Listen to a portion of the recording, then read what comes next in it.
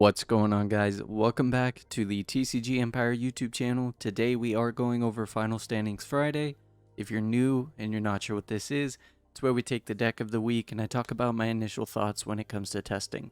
Now, I am going to have gameplay up in the background just so you guys have something to watch, but there is going to be a little bit of extra talking in this video, as towards the end I'm going to talk about my regionals play and how I did regarding regionals in Fresno this past weekend.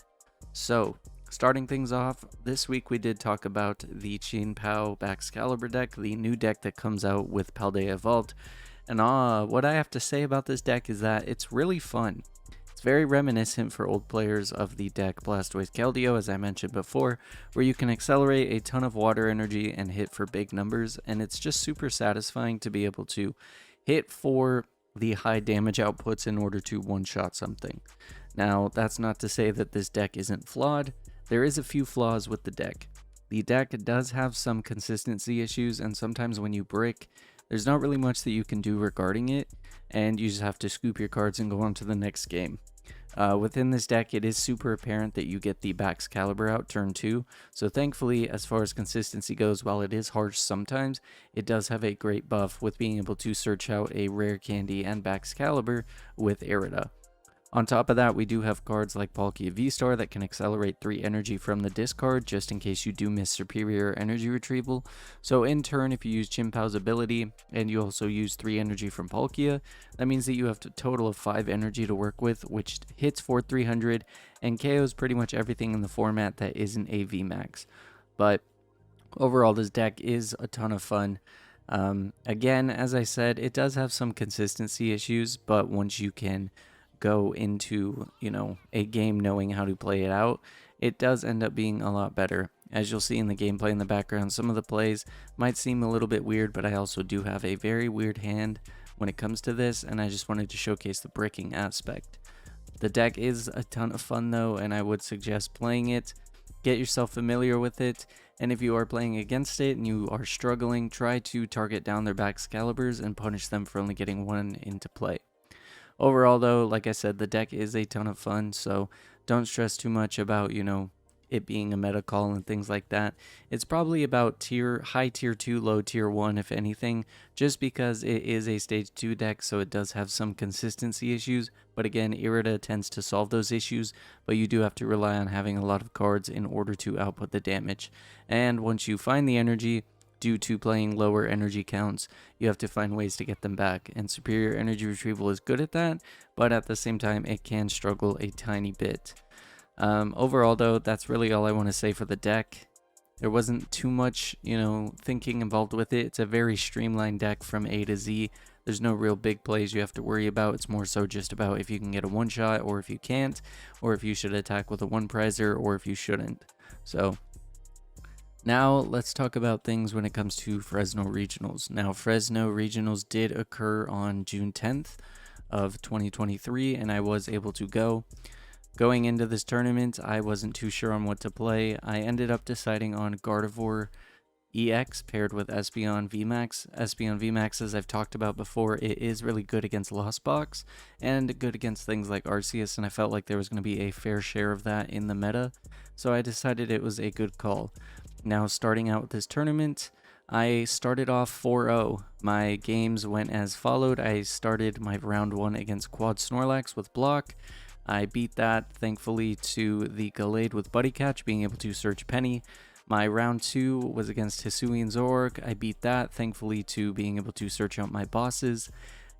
Game 3 was against Urshifu Intel. And against the Urshifu Intel matchup, I did have to hit for high numbers as he did swing with Inteleon instead of Urshifu. So finding energy and being able to power up Zacian was critical. I was able to do that and I did win the set.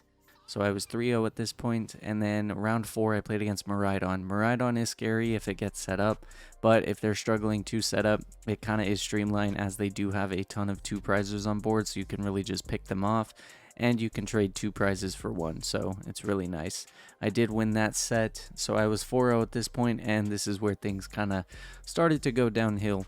My round 5, I did play against Lost Box. I was anticipating a ton of Lost Box, but this was my first one within the day, and it was round 5, so there was only 4 rounds after this.